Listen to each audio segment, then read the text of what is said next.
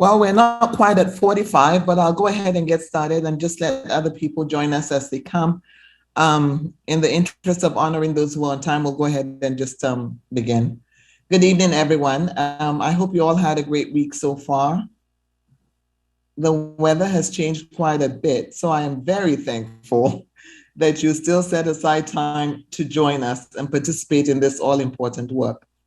Welcome to our SGC members and members of our community at large, our board of directors and my colleagues, to our ongoing discussions about enrollment and program balancing here in Southeast schools.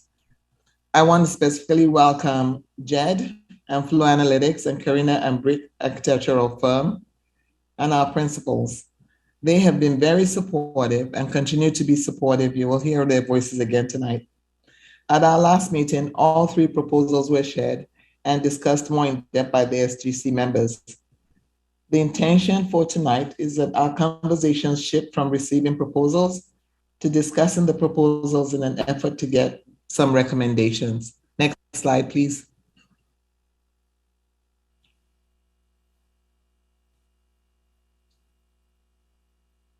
We will honor our land acknowledgement and anti-oppression, read our land acknowledgement and anti-oppression statement. And we hope that you spend time reflecting on the words on this page. At PPS, we strive to strengthen our relationships with the Native community and Native nations. A symbol of this commitment is a land acknowledgement. These statements bring visibility to the first peoples of our collective home. This statement is meant to provide information and context while also encouraging all of us to reflect on our current day relationship with Native people and Native experiences. We acknowledge that we live, work, and play on the traditional land of the Chinook, Clackamas, Kalapuya, Multnomah, Wasco, Cathlamet, Tualatin, and Molalla peoples. We also know that many other tribes made their homes along the Columbia and Willamette rivers. We honor their history and acknowledge the sacrifices they made. Let us also acknowledge the robust present-day federally recognized tribes of this area, the Grand Ronds, the Siletz, and the Cowlitz. In addition, I would like to acknowledge the Chinook Nation, who has been seeking federal recognition for many years.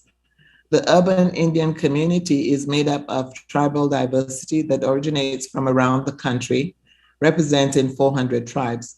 The urban Indian community has a vivid history made up of people whose journeys have brought them to Portland by ways of forced displacement or seeking more opportunities. Next slide, please. Today, these tribes and communities celebrate their heritage, showing resilience and tenacity that would be greatly admired by their ancestors. Within Portland Public Schools today, we serve students and families representing more than 150 tribal nations within our education system. It is our obligation to teach accurate information, past and present, about the impact of colonization on our students, all students today, and make visible the multitude of Native families in many diverse ways, Native communities and families are living in the present. We encourage every person to reflect on their own history, understand the history of colonization and genocide, and support Indigenous sovereignty priorities and actions. This acknowledgement is one step that we can take to improve our support of Indigenous communities in the area. In addition to acknowledging the land and those that have been here since time began, we must also remember our stolen siblings from Africa, whose labor built the vast wealth of this country.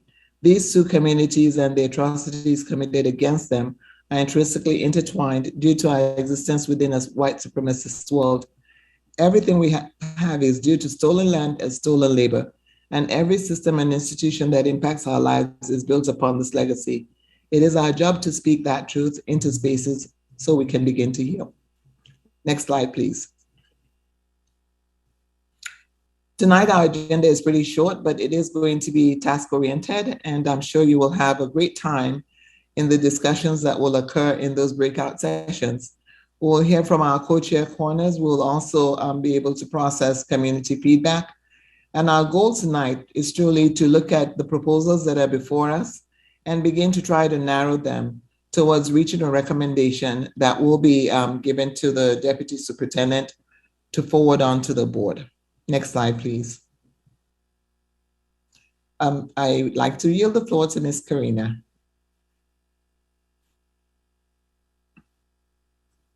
Thank you, Dr. O. As we always do, as we start this, welcome everyone, first of all. Happy Thursday evening. As we always do when we start these meetings, we want to remind everyone about the agreements we made about how we'll be in community together. Remind ourselves that we want to try and stay engaged to the greatest extent possible, knowing that that can be a burden when you are Zooming from home and you have family around you. So please take care of you and your family first and foremost. Speak your truth responsibly, listen to understand and to believe, be willing to do things differently and experience discomfort, accept and expect non-closure. We certainly hope we're moving closer to closure in this meeting, but know that not everything will be solved here. And then again, a reminder to monitor our voice, so to take space and make space, so step down and step up, right?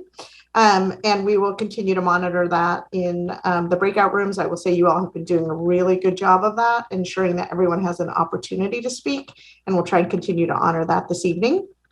And really just respect each other's voices and views. So those are the group agreements. Want to be sure that there isn't anything else that anyone needs to be able to bring their best self to this meeting tonight.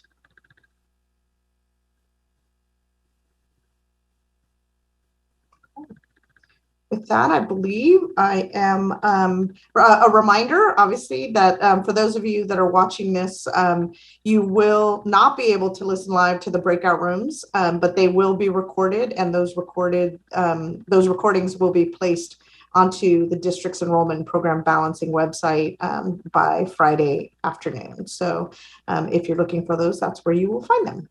With that, I think I'm going to hand it over to Deputy Superintendent Claire Hertz to be able to speak about the board meeting update from last Tuesday, or this Tuesday. Good evening, everyone. Glad to be here with you tonight. And we, there was a small group of staff as well as the co-chairs that met with the board on Tuesday night. And we have been hearing questions from the community about the legacy policy in particular. So we wanted to ask the board a question about that. And so the question we asked was, with the implementation of phase 2 beginning in fall of 23, should we proceed using the standard legacy policy for neighborhood schools, or should we accelerate the time for the transitions to new neighborhood schools? And so there were multiple voices saying that they would stay with the legacy policy, allowing for a transition time as stated in the policy, and also a strong voice for racial equity and social justice, and thinking about what kind of mitigating factors could be in place, especially thinking, using Lane Middle School as an example, with their enrollment being smaller, would they need additional resources to augment their comprehensive middle school program in support of the students that will be coming in the future. So, so they, for sure, are interested. Well, I still think they're listening along the way, but they really want to be thoughtful about, they understand the impact that has on the community. And they, in both directions, both in, by accelerating is difficult for people that are transitioning. And so really also thinking about the racial equity component of where we need to support our underserved students, thinking about what resources we would need to support them, because they are not having the change happen soon enough. So I do think we have kind of a hybrid there from thinking, coming back from the board, and they'll certainly want to hear more from instructional leaders, especially tonight we'll have some more information on the creative science program in particular, and they'd like to hear more about that, as well as really understanding the trade-offs that are coming. And as we look at proposals, and what understanding the impacts the proposals have, and then really truly looking for recommendations from the Southeast Guiding Coalition as well as staff in order to to bring the best proposal forward, and listening carefully to what all the trade-offs you've considered and why you're bringing things forward, the rationale. So with that, the next is the co-chairs also went to the board update, and so I want to give a chance for Adriel and Beth to speak about their conversation with the board. Hello.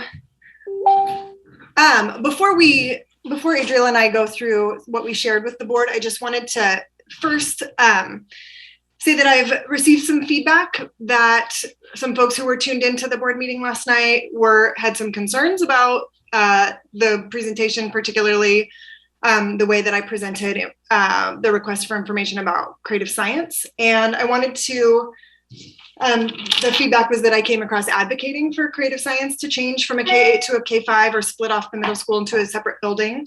And I just want to clear the air right up front and say that it was not my intent to advocate for any particular solution for creative science or anything else. That's not my job or Adriel's job as co-chairs. I apologize if it came across that way, but it is our job as co-chairs, and I think all of our job as coalition members, to advocate for the information that we need to understand the guardrails that PPS sets for us. And so that we can make recommendations that we can stand behind from an equity perspective and explain what's happening to our communities. So what I conveyed to the board is something that I've heard from many coalition members. We don't have the information we need to feel confident in these current proposals meeting the equity goals of this process right now. So I think that most of us would agree that in a vacuum, maintaining the K-8 option in Outer Southeast and minimizing disruption for CSS is a good idea. But we all know we spent hours on this process and none of this is happening in a vacuum. So in the case of CSS specifically, we have to think not just about the impact for CSS, but also the impact on the neighborhood school that would be receiving that. And in all three of the current proposals, there is significant disruption. That's led some, certainly not all coalition members, but some to ask for a version of these options where CSS relocates as a K-5 school instead, not because anyone is advocating for that as the best solution, but so that we can really look at both things and compare to figure out what is the best and most equitable solution. I really see it as the same request that PPS provided pretty quickly in Proposal C in response to coalition's members' feedback on co-located DLI programs. Not everyone had concerns about whole school DLI program configurations in proposals A and B, but there was enough feedback that we got a fully formed proposal showing the different approach that both us as coalition members and the community and public could weigh. We still don't have that for the creative science alternative. And the fact that we don't seems like a huge roadblock in moving forward to consider the issues, because so many details flow from that decision around where to locate CSS. That's what I was trying to convey to the board.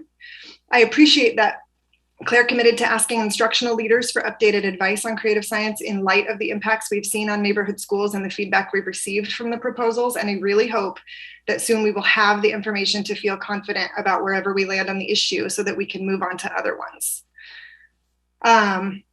So with that being said, I just wanted to get that out there.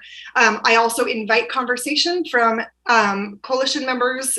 Please contact me and let's talk about this. I want to make sure that I'm elevating. If I've missed your perspective, if I'm not, in my role as a co-chair, you have a perspective that you want elevated, Adriel and I are here for that. Reach out to us and we'll bring forward those points of view as well. So thank you for letting me take that minute, and now we'll share what we updated about.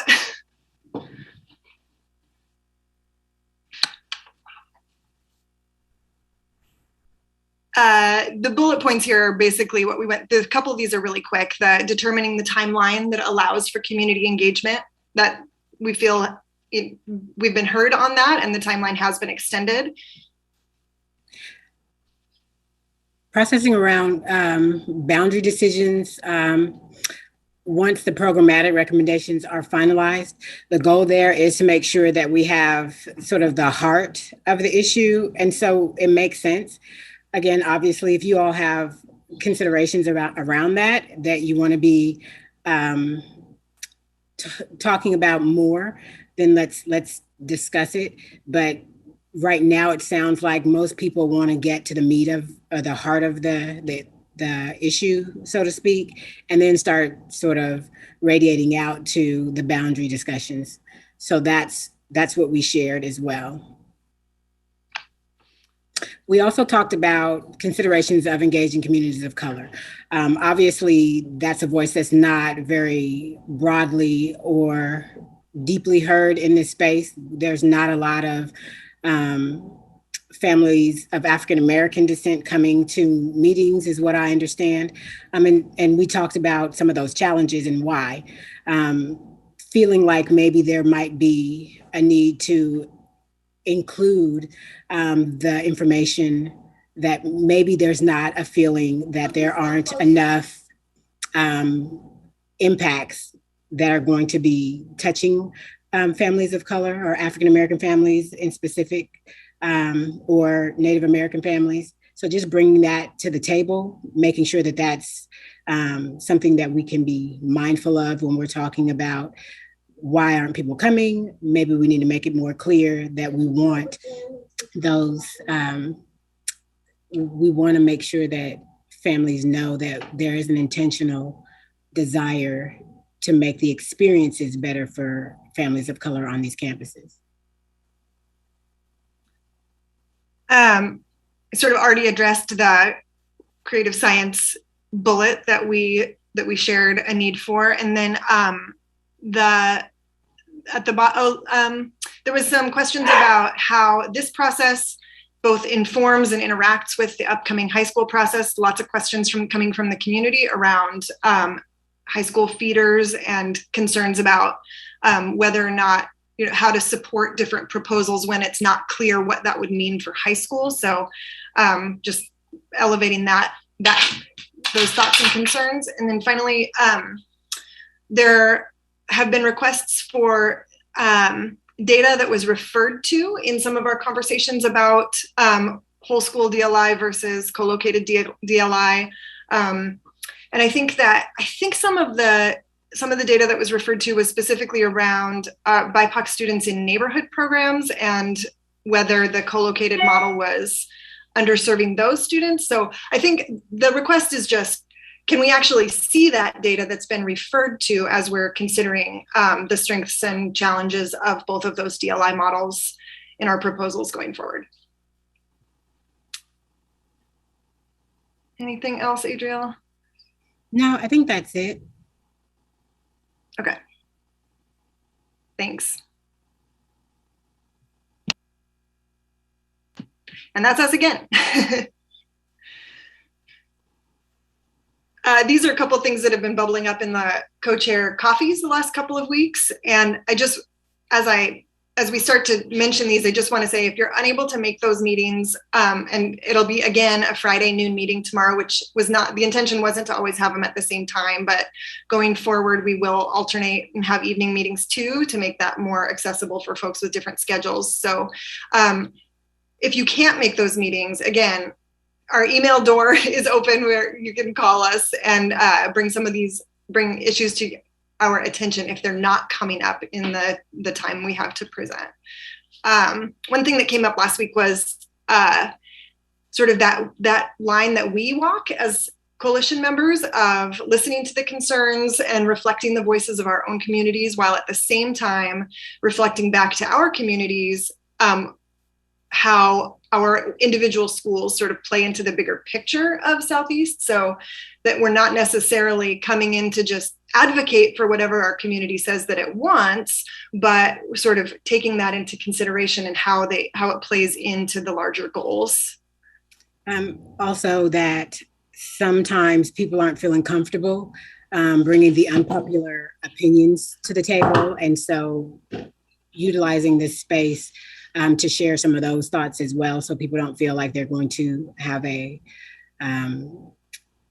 mark on their back or be feeling misunderstood just because they have an opinion or a concern. You want to take that next one too, Adriel, and then I'll do the one in the weeds. Sure. So we heard that there was a need to feel like we are moving towards something, right? Even though there might not be a consensus, that we need to at least be pushing towards something. So today, and correct me if I'm wrong, Karina, we're going to do some polling to figure out a direction that people are feeling comfortable with, just getting a sense of how people are feeling about the options, the three scenarios. And if, we had to choose, even though we might not like any of them wholly, which ones would be the best scenario given some additional changes or nuances that we could make to them. So we're hearing that, and we're going to make some steps towards that so that we could stay on task and get towards our extended deadline. And then the last thing is just, there have been a lot of these little detail-oriented questions that are like pretty specific things. Like an example is, so if a boundary is changed and the legacy policy stays in place and a student wants to remain at their school to the highest grade, will transportation still be provided to that student if it was previously, or are they responsible for their own transportation? Like I said, the high school feeder patterns, could the legacy policy be applied one way to middle school and another way to elementary school? So lots of little, the middle school DLI configuration question about the strengths of bringing all the strands together in a middle school versus having it in multiple locations. So just lots of little things that have been bubbling up too. So I think that covers it. Thank you, Beth and Adriel. So thank you not only for the update tonight, but again for all of the work that you're doing to kind of try and chair this committee and coalition work. So we appreciate you and the efforts that you're putting forward. So as we talked about tonight, I think the primary purpose is twofold. One is to process what we heard from the community. And then the second is to do the work that Adriel was talking about around starting to get an idea of where folks are leaning in terms of the program placement and trying to figure out kind of where we are relative to that. So the first thing we're going to talk about today is the feedback, processing the feedback from our community. And there has been a lot of feedback, right? So we've had a series of meetings that have been held. There have been affinity group meetings. There have been some focus groups. There's been open houses. There's been conversations with principals and PTAs at particular schools. And we have tried, the school district tried as early as possible. So I believe last Friday was the first time you started to get access to that information. There were notes, there were videos, understanding that information is pretty raw, and knowing that it isn't necessarily what we wanted to ensure is that it was the SCGC that was doing the primary work and the heavy lifting of trying to process that data of what we heard from the community. And so that's what we'll start tonight. But before we start that work, we want to try and get an understanding of how familiar you are with it, how much time you have had to make yourselves familiar with that. So Marnie, will you change the slide for us, please? So we want to just put a poll out. I believe Megan's going to start a poll that starts to gauge, have you had the opportunity to access the data from the open house, right? And so you can see on a scale of 1 to 5, 1 being nope, I haven't had a chance to look at it, and 5 being I could do a doctoral thesis on this, right? I've reviewed it all and I understand kind of where we are. So we'll just take a moment and allow you all to complete that. You should be seeing a poll on your screen, and you should be able to click 1 through 5 in terms of how much information you've been able to glean. So we'll just give this a minute.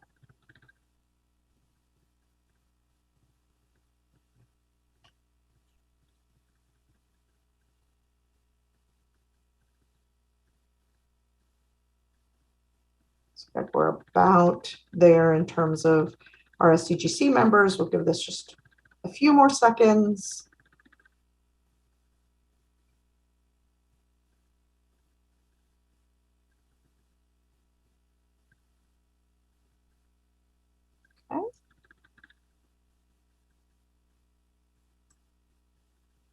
Not seeing any more movement. So Megan, will you end the poll and share the results for us, please? All right, so as you can see, looks like most people have had at least a little bit to somewhat. We do have a handful of folks who have just not had any chance to look at it. And we do have 3 folks that have really dug into it with great depth. So that gives us, it looks like most folks are at least familiar with some of the pieces that have come in terms of the community inputs. That's a good place for us to start. And the hope is that as we work in our breakout groups, we will be able to kind of inform each other about what were the key takeaways, what were the things that we wanted to kind of process. So next slide, Marnie, I think next 2 slides, I believe. Yeah, so we're going to do our work in small groups. So we're going to go back to our regular river-based rooms. And really, what we're going to talk about in these sessions is based on what we heard from the community. What reinforced what you already think? Was there something that was new?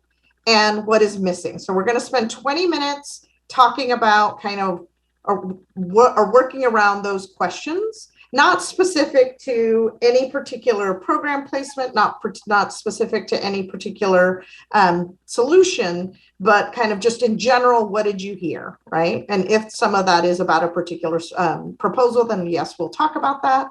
And then we'll spend 10 minutes kind of crafting some key themes, at least from each room in terms of what we heard. And then we'll share that back as a group. So we are going to be sending everyone to your river room, and there should be there'll be facilitators in each room, there'll be note takers in each room, and we'll have subject matter experts and flow in each room. So thank you all, and we will see you in your focus groups. Facilitators, do not forget to press record in your breakout room. All right, I'm going to open the rooms and Willamette, I'll be there in just a minute.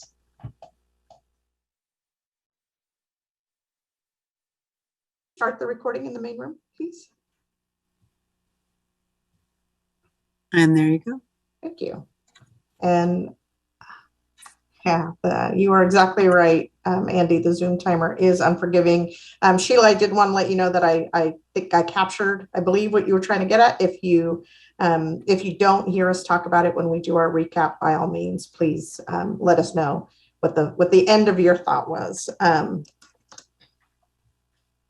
Okay, I guess I'm starting in Clackamas. So we had a good conversation around, it didn't seem like there was a lot new is what we were hearing in terms of people that were processing the data or the feedback. There was a comment that a lot of it in the first round was around, we don't want change, but with less kind of articulation around why that was. And it felt like there was greater narrowing of that feedback around, it really is around the loss of community or the perceived loss of community and program integrity, right? And the fact that that is a major disruption to some of these school communities, and that it, especially now, kind of in the time of COVID, and then tied to that kind of disruption, a pretty strong sentiment from the Kellogg community around, we were asked to be disrupted the first time around, and now you're asking again for further upheaval. And so that seemed like a theme. The other key theme that came out was kind of wanting more answers or more voice from PPS. Right, when we talked about what is missing, wanting kind of program focused direction from Portland Public Schools. So wanting a firmer hand, I believe, is in addition to data, was something that came out. I think another thing in terms of what was missing was solutions or focus on the positive, but still trying to incorporate flexibility, knowing that different families are different. And then another theme was just that there appears to be, I think the statement was kind of the Portland polite, right? That there's a hesitancy to voice unpopular opinions, because dominant narratives kind of tend to be leading us in one direction. And so a desire to start to get a better understanding, which we're going to do tonight, around kind of where the coalition is as a whole, as opposed to some of maybe the dominant narratives that were coming through. Anyone else in Clackamas? Did I miss anything? Judy, as you were listening and taking notes, did I miss anything? Okay. And Sheila, I want to be sure that I captured your note, because you were talking right as we got pulled in. Yeah, thank you very much. It was just that piece of trying to find a balance between not just focusing on the needs of one school, because I know that's not what we're trying to do at this point. But what I feel like I keep on hearing from so many of our school communities is that each of our communities is different. And so as we're looking for solutions and moving into that stage, just to be cautious about trying to find one solution that kind of fits every situation, because we all know that families and school communities are different. So how can we retain some of that flexibility and listening so that as we're crafting these solutions, they're representative of what, those communities need? Thank you. Okay, I think that was our room. Marnie, if you want to move to Columbia. Perfect. I'll start us off, and folks feel welcome to clarify or add here, but there are some clear themes that came out of our discussion, and something that was highlighted was during the engagement that, folks were kind of having discussion around higher SES schools not really being impacted in the process, and dissatisfaction with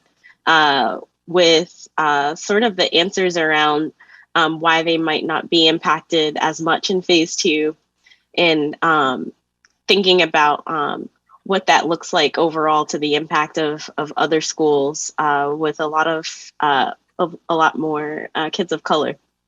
And other themes that came up were wanting to see more feedback from neighborhood schools, and that there are a lot of voices, especially from our dual language immersion programs, but thinking that we would benefit from especially more perspectives of families from neighborhood schools.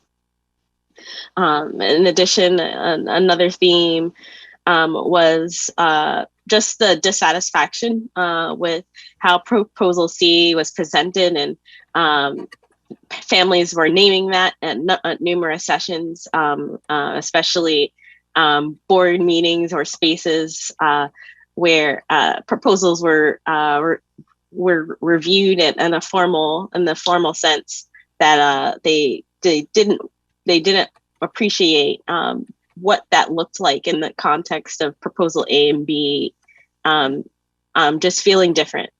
And in addition, there needs needs to be clarity around what new home would mean for creative science, and that the board and staff need to work together to sort of figure out the outcome for where creative science would move, and that feels like a lingering piece of the process that might need to be addressed, that would help provide clarity and ease maybe a burden or that lack of clarity that families are having, that they know creative science will move, and it just will have this ripple effect on the other schools that we're working for in this process. So I think that summarizes some of our themes, and folks feel free to clarify or add any pieces. So, sorry, Shanice. I think they also talked about the fact that we keep listening, asking for community input. They give a response and we come back with the same thing again. So it's almost like we're not able to move forward because we're not really addressing the issues that the community is bringing forward in terms of the schools.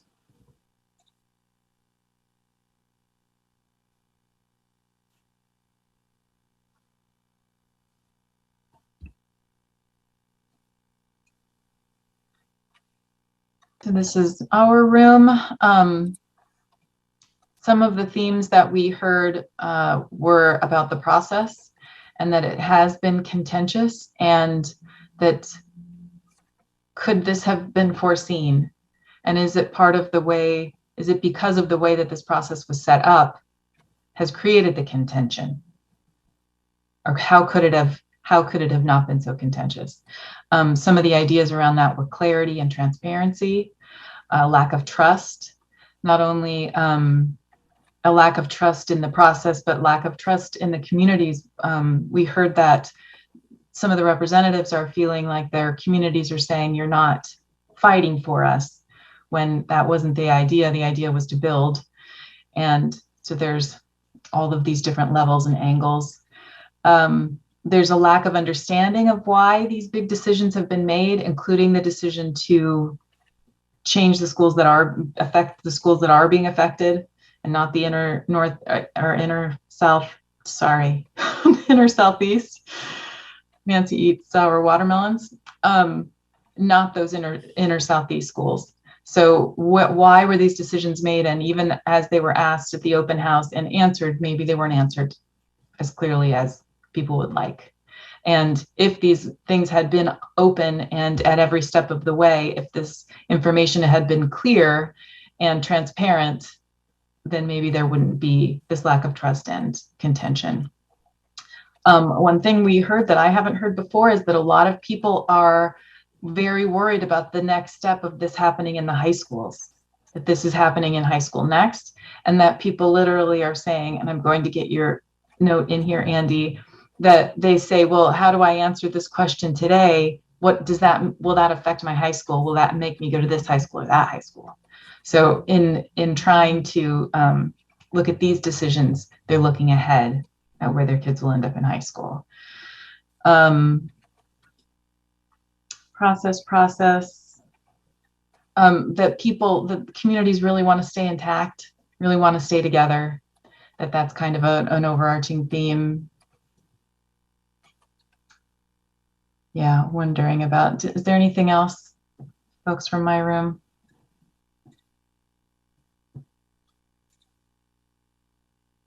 That covers it. I would add that Marissa brought up the communities who are positive about the changes are being heard. That was a big. Yes, that we are hearing all of the negative comments, and that we are not hearing a lot of the positive comments. So where some of the people who have a positive outlook on this aren't participating, and some are thinking, well, they're just not part of this process because it doesn't matter if they are or not. Right, and the places where we know we've heard some positive comments are the schools that we're trying to center in this process, which is important, even if they're not showing up as loudly in some of these meetings.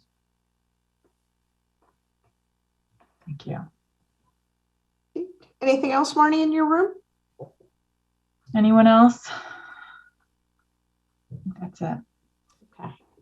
All right. Well, I think we've reached the part of our program where we're going to take a little break. 10-minute break, and then we'll come back. So we're kind of closed the chapter on processing the feedback, and now we're going to try and use that feedback as foundation to start to do the narrowing. So when we get back, we're going to have I think Judy starts with providing kind of an overview of where we are in terms of the modified schedule or the expanded timeline. And then we will kind of get into some of the tools that we have about how to maybe start to narrow these proposals specific to program placement. So I think that's the other key piece, is that we heard very clearly that there's a desire to kind of bifurcate the conversation of let's figure out the program placement first. And then once we have that figured out, then we can start to really dig in deeply to the boundaries. And so that's the plan. It is 7:13, so we will be back here. What do you say if we are back at 7:25? I still think that puts us on time, Marnie. So give folks a 12-minute break and see you back here at 7:25. You, Gail, welcome back, everyone. So as we are gathering again, oh, Richard says he will have a newborn to show off probably by our next meeting. So excited, and congratulations and good luck. So what we wanted to do now is transition to a conversation where we start to talk about and narrow the program placements specifically that are presented in each of the 3.2 proposals. And I think to start that conversation, Marnie, will you share screen? And I believe, Judy, you are starting us on talking about the schedule update in the expanded timeline. Thank you, Karina. Thank you. I want to start by building off in some ways, a comment that I just heard Sheila express in the room, and that is the importance of flexibility, both in the plans and in so many aspects, and also a moment of gratitude. I know, like, you all have families, your beautiful children that we get to see, and work commitments and community commitments and school commitments. And when we have to shift schedules, like, we take it very seriously, and we understand that it causes potentially some turmoil in plans that you've made. And so I just want to express gratitude, and really, hopefully this is it. This is the last major schedule change. There could be, small things in between, but it's always been an effort to help you have the time, the space, the resources you need to provide a recommendation on a really challenging set of factors. This tonight kind of represents a bit of a pivot point in that for the last, since October, you've really been in this space where district and Flow have been doing a lot of giving, right? We've been sending things your way. You've had a little bit of room to comment, tell us generally what you think, but you haven't had a lot of space and time to dig in. And that digging in actually starts tonight. On a recommendation that came up a few weeks ago from a couple of SEGC members, we've organized things into sort of two phases of work for the next 4 meetings. And the idea was to try and bring some focus to different types of decisions and then put the whole back together. Neither program locations or boundary changes can exist apart from each other. But when you try and do them all at once, folks have said it's been really difficult to figure out how to know where you are at any time. So we're proposing that tonight be the start of the program focus, and you're going to hear more about that and have a chance to do that for the rest of this meeting. You also will come back to that on the first meeting in 2022 that's just crazy to say for me, on January 6th. The goal is by the end of the meeting on January 6th to have consensus on, your highest, best ideas for these special program placements. That means that if you choose, you can do some work intercession. We understand it's winter break and we're not expecting it, but we also just want to be clear, that we want to empower you to use whatever flexibility you can in how you work together to get to these important moments. Once program decisions or program recommendations have been solidified, then all the other important pieces that you keep bringing up and that are so important can be filled in next. So what are the right boundary lines and the right neighborhood populations that blend with or go alongside those program decisions? And what are those feeder patterns? And then we've got built in early February, one more round of really what we would see as very targeted community outreach. It could take the form of phone banks in multiple languages, if that's the best way to reach potentially impacted families on what might be your final recommendation. And then a meeting on the 17th of February, so 2 months from now, coming back and hopefully finalizing your recommendation, passing it off to the deputy superintendent, who would then start engaging with the board. And through 2 board meetings, we hope that 3 months from now on the 15th, the board would vote on decisions that would then be implemented in 23. So that's an overview of the last, hopefully the last set of scheduled changes. It's 3 more months. Let's hang in there. We are so grateful for what you've done already and excited for what's coming next. Karina, is that back to you? Yeah, it is. Thank you so much.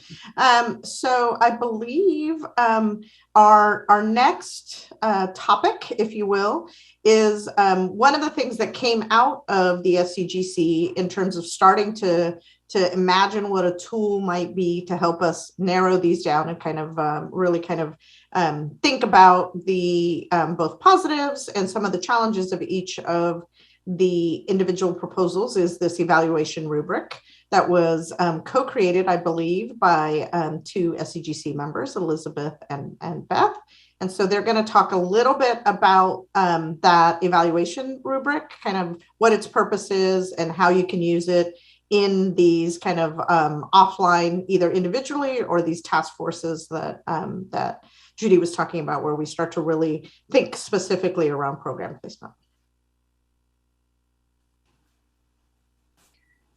All right, Elizabeth, we're up. I was really grateful that Elizabeth sent this, got this conversation started about the evaluation rubric, because I feel like being able to look at the information we've been presented in an organized way, sort of side by side, really helps to highlight some of the pros and cons and challenges and successes.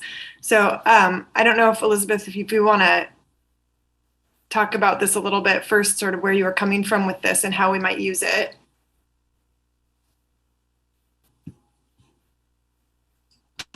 Hi, I think first I want to just appreciate PPS for kind of hearing some suggestions and really implementing them. I think it helps just understand and feel like there is an opportunity to weigh in on the process.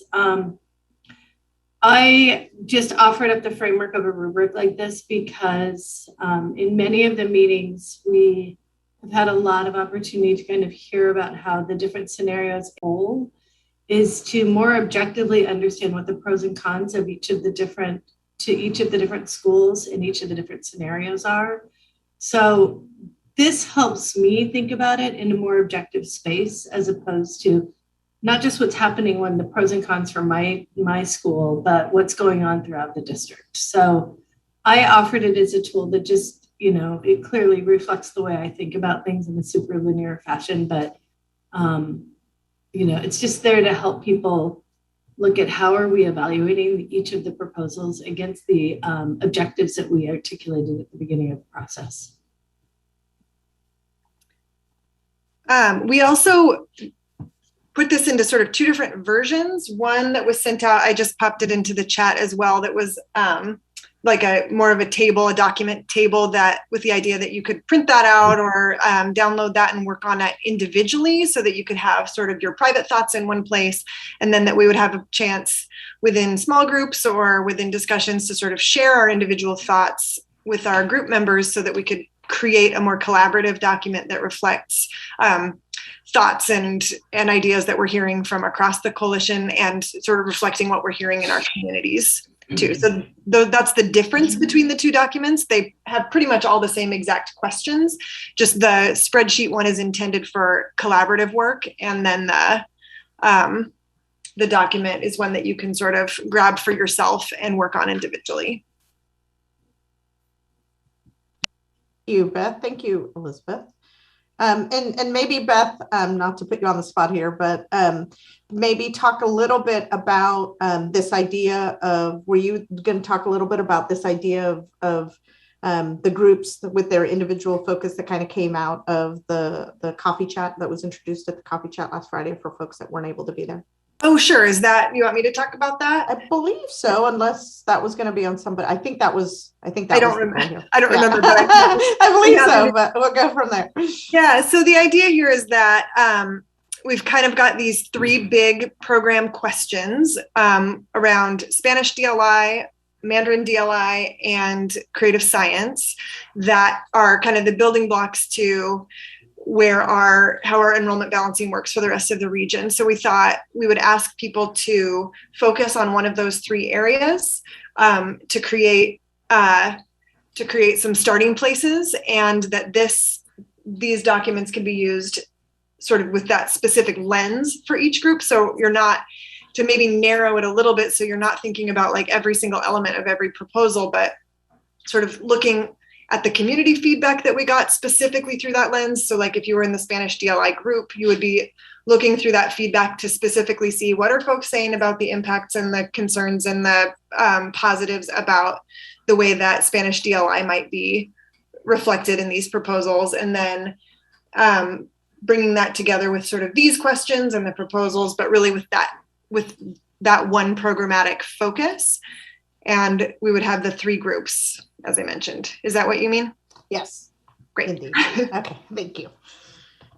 Okay, thank you, ladies. I believe, Claire, I think you were going to start too. So Marnie, will you get us back to the presentation? I apologize for continuing to have you flip back and forth.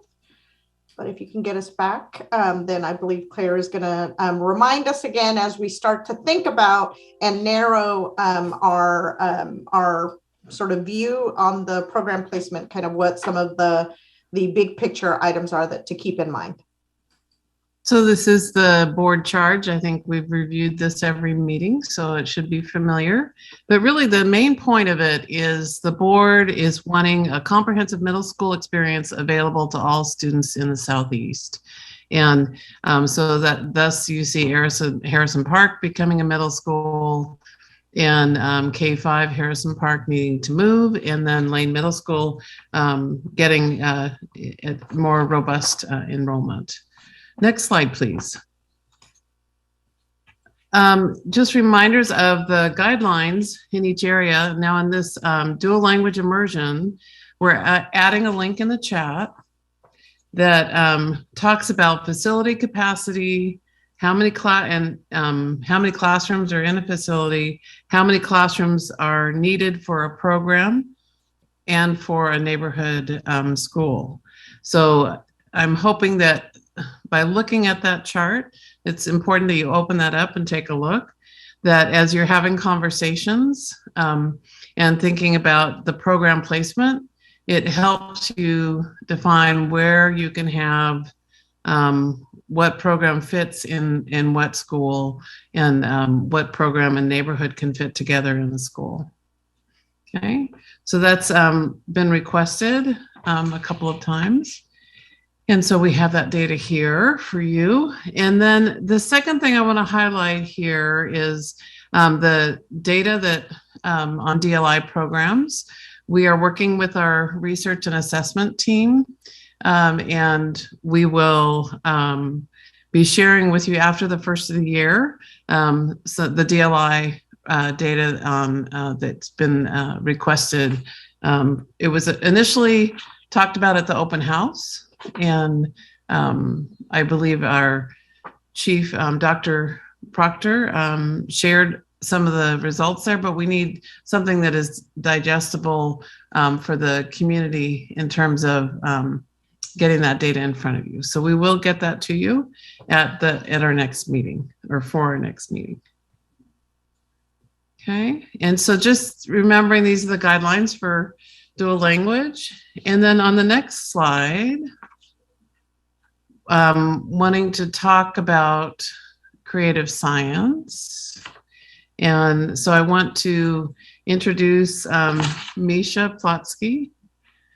I hope that Misha is here, Senior Director for Middle Grade Academics and Middle School Redesign. And she's going to share information about Creative Science Program. Hi, everyone. As Claire said, my name is Misha Plotsky. Sorry, I have a lot of things popping up on my screen right now. There we go. My name is Misha Plotsky, and I'm the Interim Senior Director of 6th through 8th grade core academics and middle school redesign. It's a very long mouthful. And I'm the former principal of Creative Science School. I want to acknowledge that I heard the request from our co-chairs, and Beth and Adriel. I hope we can get something calendared soon so I can get you the information that you need about creative science. And get distracted by the chat as well. And as a representative of the district, I just want to ensure that people have the facts and that they feel like they can make an informed decision. And I don't want to just say that on behalf of myself, but I feel like all PPS employees, we want that. We want it to be a community process where people feel they have the information they need to make thoughtful decisions around our community. And so this evening, I've been asked to speak about CSS. I know some of us have been involved for the past year, while some of us are newer to the process. And as a leader within PPS, we wanted to provide just a few refreshers about creative science. And one thing I know my fellow or my community at CSS, if I don't clarify, CSS, as we spoke about last time, it's not a program. It is officially a school. And I know we're talking about programmatic changes, but if I don't say it, I'm sure I will receive emails. So just to clarify that.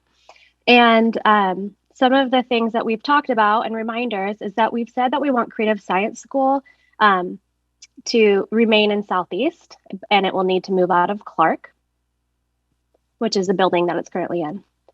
CSS will partner with a neighborhood program where all students will have the opportunity to learn through hands-on experiences, where students construct their own understanding, which is a really big part of the constructivist teaching philosophy. And also, seats for students who are not part of the neighborhood will be reduced to make up a quarter to half of CSS in the future. And I was thinking, like, if you're not familiar with all of the lottery language, what this means is in kindergarten, we typically have 60 lottery spots for students, 50 to 60. And this pulled from all schools in PPS. And by partnering with a neighborhood school, the amount of seats for kindergarten would, for students outside the neighborhood, would be reduced to 15 to 30, which decreases the number of students that are pulled from other neighborhood schools. And I know that was brought up a lot in some of our beginning sessions. And as we proceed into our small groups, I think it's important that we continue to think about and keep in the forefront of our minds and conversations our intentions, the impact, and the unintentional consequences for our families and students. And so as we consider the following, I hope that we use it to think about the scenarios, and if you do work on your own, to keep these things in mind. So we want to avoid creating a partnership that could cause a neighborhood school to lose its Title I status. That equates to funding, staffing, if they lose that status, if that school does. And currently CSS is at 27.9 for free and reduced lunch. And every year that number changes. And even sometimes within a year it can change. Southeast Guiding Coalition members have shared that it's important to have initial space for all CSS grades to move forward to a new location in 2023. And as it was presented tonight, also think through space considerations as feeder middle schools for just 6th through 8th grade. We want to avoid displacing existing neighborhood students, particularly at schools with high proportions of BIPOC and emerging bilingual students. For me, this goes back to thinking about the equity impact slides that Flo presented at the earlier sessions. And again, I look forward to continued conversation with our co-chairs, and also can join the coffee chat tomorrow if people have or need any questions that may be lingering about creative science. And I will do my best to answer all those. So. Next slide, please. It looks like we have a hand up. Josh, do you have a question about this? Yeah, I wanted to, one of the things that gets asked a lot about CSS, so I figured I'd just throw it out there, is to get an idea of the importance of the continued programmatic changes between K through 8 and what the importance of that is, or if that is not important to the overall, mission. Does it make sense to split it out, or does it make sense to put it to co-host it in a different middle school, which seems to defeat the purpose of the small middle school experience, and just get educators to speak to why K to 8, why that's important, why it's, that scenario as well. Thanks. Okay. Next slide, I believe Claire asked for.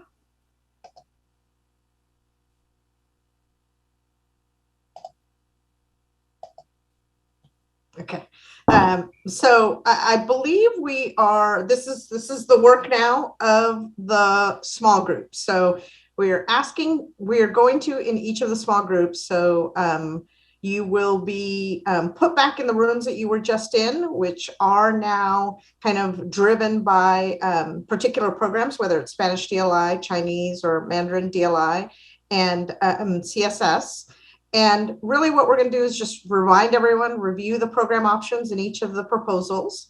And then we will start to do that straw polling, right? There was an interest to just kind of gauge from SCGC members specifically. So this way we'll ask folks in the room. And again, we want to really focus on SCGC members only and acknowledge that that includes principal representatives. It doesn't include necessarily all the principals, but certainly official principal representatives to the SCGC to kind of do what we call a fist to 5. So 0 mean I'm completely not in agreement with anything here, and 5 like I think this is the best idea, right? And so we will do that via chat in each of the rooms to just start to get an idea of where people are relative to the program placement in each of the options.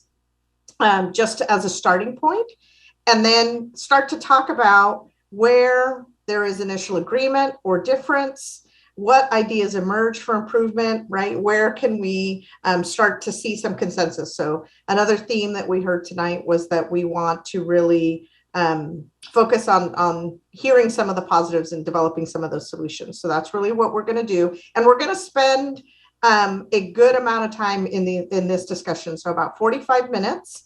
To really think about kind of what are the key pieces there. And then we'll come back together at 8:30, so about 45 minutes from now, to share back and hear kind of what the key pieces were or where there was consensus for each of the groups. Anyone on our team? Did I miss anything? I think we're good, right? Okay. Marnie, Megan, I don't know who's pushing us to our room. Let's be sure there isn't a timer set, or if there is one, that it gets us back here at 8:30. Yes, it's ready to go, and I'm opening all the rooms.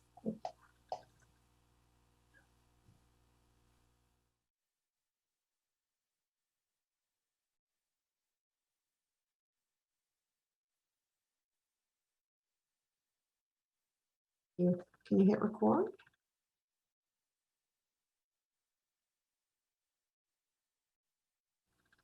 I am modeling our group agreements and I am accepting non-closure because I felt like we were getting there, but I'm accepting it and I'm modeling it. Yes. Maybe, I don't know, Judy, do you want to provide, or do you want to start with Chinese DLI? Sure, that sounds great. Columbia room, will you provide your update? Yes. And so we also, the gift of time was not on our side, but we definitely had a robust discussion and thought about basically thinking of the elements of Proposal A at the middle school level and elementary school level and try to do that for each of them. And so Proposal A, thinking of Harrison Park hosting all of the Chinese dual language program along with Spanish dual language program, felt like it would be difficult to have 2 dual language programs under one roof, and also isn't in line with that program goals or guidelines that we have to meet the board's charge. And we also kind of talked about the impact of the Chinese dual language program being at Bridger, and that doesn't really resonate with families. So I think there were mostly zeros and maybe a 1 in there around Proposal A. I've got some notes I could look at, but yes, they're all zeros. Proposal B, we talked about the same way in the middle school level. Lane hosting all of the Chinese dual language program. Folks had questions too about what some of that impact might mean to other middle schools. And so there were some 3s and some 0s and 2s around that. And also, I think the big thing around Proposal B is the impact to the Woodstock neighborhood students. Not going to Lane as well felt like almost a big point on why that might not resonate with folks. And so that, I think, was given more 1, 0s, and then a couple 3s and a 2.5. So Proposal C, we didn't finish talking about, but we did kind of grapple with Lent and the impact of Lent going to Harrison Park, and that just being something that will be a big burden to both students and families at Lent. There was kind of I think a 3 given out, but we didn't really get through the Fist of 5 exercise on Completely Bare. But there's the summary. Folks, feel free to clarify or add anything. I do want to say that a topic that it feels like came to the top for all of these was that idea of the middle school configuration for DLI, and whether it's useful to think about having all the middle school strands of DLI come together in one program based on the feedback we've heard from principals and communities, and that's kind of a separate question from the K-5 co-location. But so those sort of 2 elements of the middle school DLI. 1, it seems really tricky to have 2 DLI programs in one middle school, and 2, that it seems a lot more equitable for all the students and staffing and sort of to have all of the strands of DLI come together in one robust middle school program. So then the question is, how does that puzzle piece together, since we weren't really thinking about the Spanish piece? Thank you. Okay. Let's see, Marnie, you want to go Willamette or you want to go? All right, Willamette, CSS. All right, this is my room. Fist of 5 clearly favored CSS at Bridger. You can see there are a lot of cons of all of them, frankly. The largest thought at Bridger, having CSS at Bridger, the most kind of weighted ideas were, is the community receptive to it? And it seems that it is, and maybe not at the other 2. The other large thing is the space. So is there space for this? And what is the impact of having modulars on the kids? And lots of talk about how this option includes modulars. And what does that do? There seems to be more families that the boundary changes are minimal. The families are in walking distance to this currently and would stay. It's programmatically positive because there already needs a program change, and this would offer that. Biggest cons are the capacity, and that they seem to have just adjusted with phase 1, and now it's kind of overturning what was adjusted in phase 1. The other large issue that came out of this is would this pull, if we pulled CSS into either Woodstock or Arleta, is that contributing to gentrification? Are you putting it into an already high income area, and then would that further that versus having it be more equitable? How about the other folks in my room? Did I miss anything?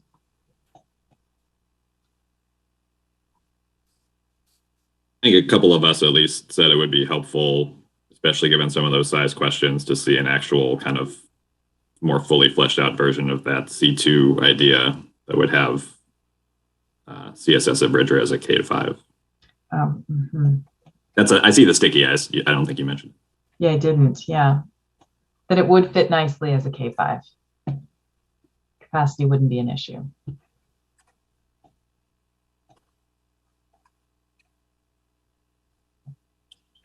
All right. Anything else, CSS room? Willamette. Okay.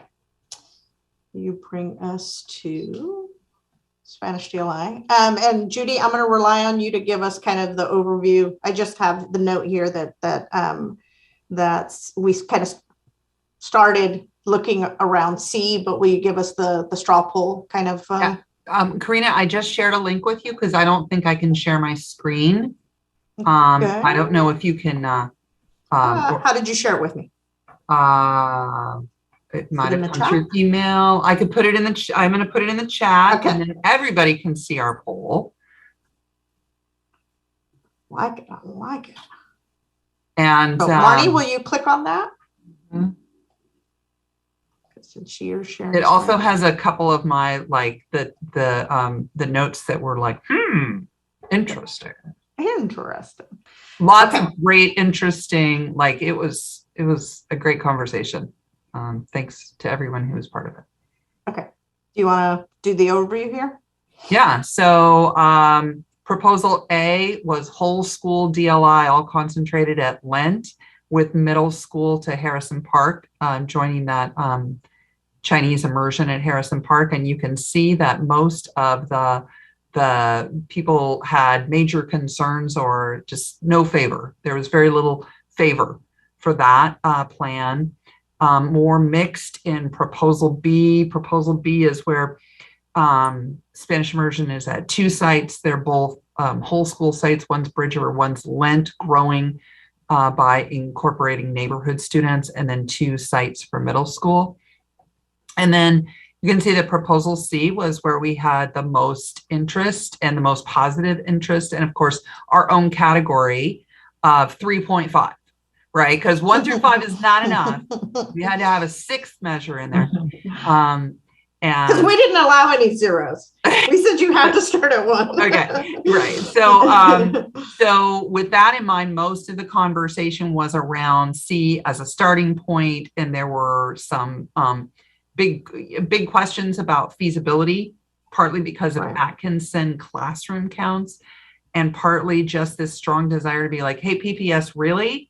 Is co-location really on the table or not? And a need for clarifying that, an idea that there might be a different location for co-location.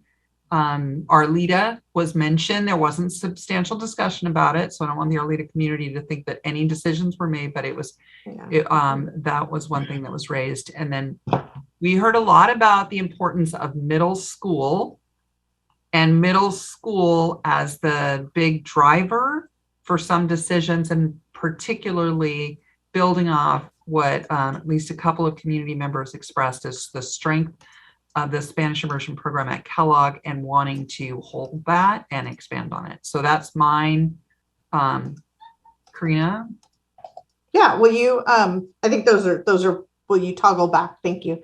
That is exactly what we talked about, right? That there was a we started talking about C, still a desire to have maybe as this subcommittee or task force starts to look at it, more data and more local data around the pros and cons from PPS. A very strong kind of statement from PPS is what was looked for relative to whole school versus non-whole school.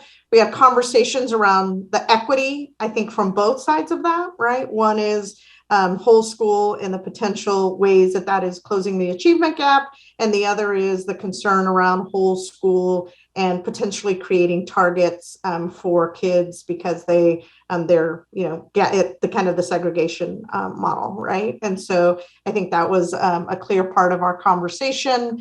And then we started saying, okay, so what are then the things, the key drivers for agreement on C if that is where we are starting?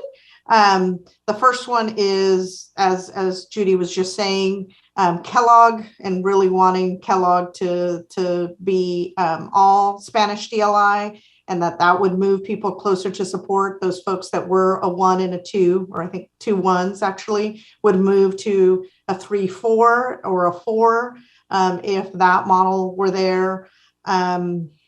there was a lot of conversation about the needing to address the challenge about multiple types of DLI at the middle school level. As we were talking about, the location of whether it be Atkinson or something closer in. But I think the key aspect of that we heard strongly tonight was that it isn't necessarily where it lands. It's just that for kids at Bridger now, and for those of you that spoke to this, please correct me if I get it wrong, but a key component of this isn't just kind of what needs to change, but how these changes are implemented, right? And that currently for kids who are impacted and who are struggling, and for families who are impacted and who are struggling, and for whom a DLI program that allows native speakers to learn in their native language is not a nice to have, but it's a have to have, right? It is their pathway to education as first generation learners, as immigrant learners, emerging bilinguals. And so the supports that come with being in your native language is key to that, right? And so is there a way to mitigate that? Is there a way to bring those key support networks in, even though you're splitting Bridger and those people would then have to dissipate? Is there a way to mitigate that? And so that was another conversation we had. Anything else key that I missed, which I think is what we were talking about here, is where those program placements go, and ensuring that regardless of whether you're a native speaker, regardless of whether you're a DLI speaker or you're in underrepresented or marginalized communities, that there is an aspect that comes from being othered. And so wanting to be sure that where we place kids, they will still find a welcoming community. Clackamas room, did I miss anything?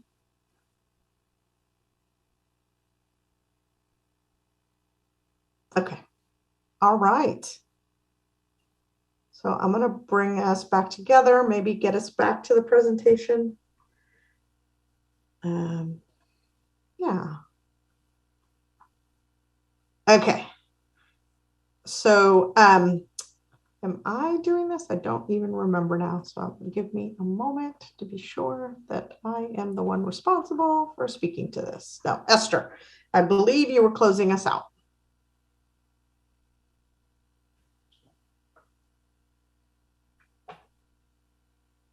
Maybe not. Esther, you're on mute if you're intending to be speaking. I am so sorry. No worries. Happy to take it if you need me to. Right. I am so, the thing with it is I go on mute, I talk, and then I forget to put myself back on. But anyway, I just want to say thank you again on behalf of the district leadership for your time and your commitment to the SCGC process. Tonight has been very informative. I was able to listen to a lot of conversations in our different rooms, and I think that we're gradually beginning to narrow our options towards making a recommendation, and that is great to know. I also want you to know that we do value your effort and ask that you please continue to encourage everybody to participate as much as possible. Please share your information, the information that you gather from your community meetings with us as quickly as possible so that we can again weave it into the plans that we have for the upcoming meetings. Our next meeting will take place on the 6th of January. And of course, we'll continue over the break to visit the proposals, to reanalyze, to relook at the decisions we've made so far, and to continue to narrow and shape our decisions. Thank you again for a very great night. Thank you, Esther. Sorry, I did want to hit this before you closed us out. I thought this was going to be a component of your closeout, but as you all heard Beth and Adriel talk about, I think Claire might have mentioned it as well. The desire is, as part of your homework, to continue these small group meetings, right? To continue to work within the program placement groups that you were in tonight, but really wanting to ensure that those meetings must be announced in advance, accessible to anyone that's interested, and recorded. And hopefully, as that arrangement happens, we can get flow participants there. So that way, as we start moving stuff, you can get real-time support for that. So I didn't mean to interrupt you, Dr. O, but I wanted to be sure that people clearly understood kind of what the parameters were of kind of that homework that would allow us to come into that next meeting in that first part of January with a little bit more homework behind us. Okay. Please complete the feedback form before you leave tonight. Your input again is of value to us. And like Karina said, please stay within the parameters as you reevaluate and relook at all these proposals. And we will see you in January. Happy holidays. Have a great evening. Drive safe.